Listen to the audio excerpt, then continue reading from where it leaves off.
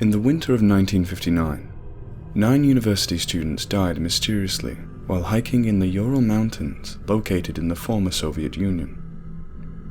Details never leaked out to the public until well after the fall of the Iron Curtain due to the unusual circumstances contained in the report.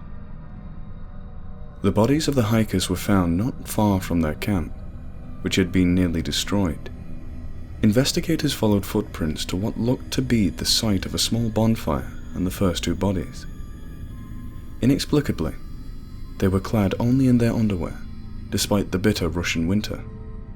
It was as if some force drove them from their camp before they could even dress.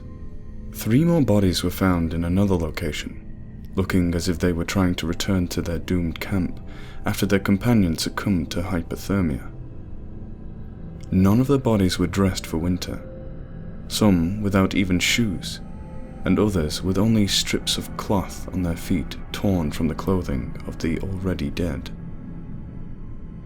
If the circumstances were unusual, the autopsy proved to be completely bizarre.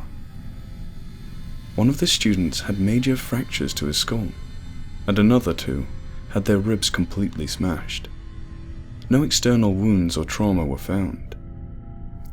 Medical experts compared their injuries to a high-speed car crash, stating it would be impossible for another human being to create injuries of their type without an external wound.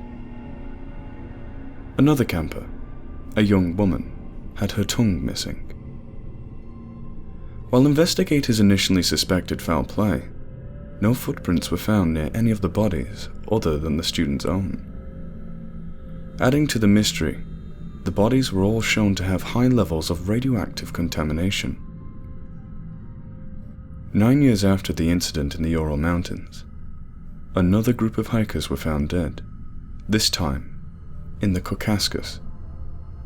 The incident occurred in the late summer this time, however many similarities were present. The hikers' campsites were found destroyed, and the campers were forced to flee with little to no provisions. Rather than being spread out, the bodies were all found within a dozen yards of each other in a nearby clearing. The scene was described as horrifying by police. The bodies were positioned as if thrown at great speed, and postured as if their bones had been smashed to splinters. The result of the medical investigation were immediately sealed by the Soviet government.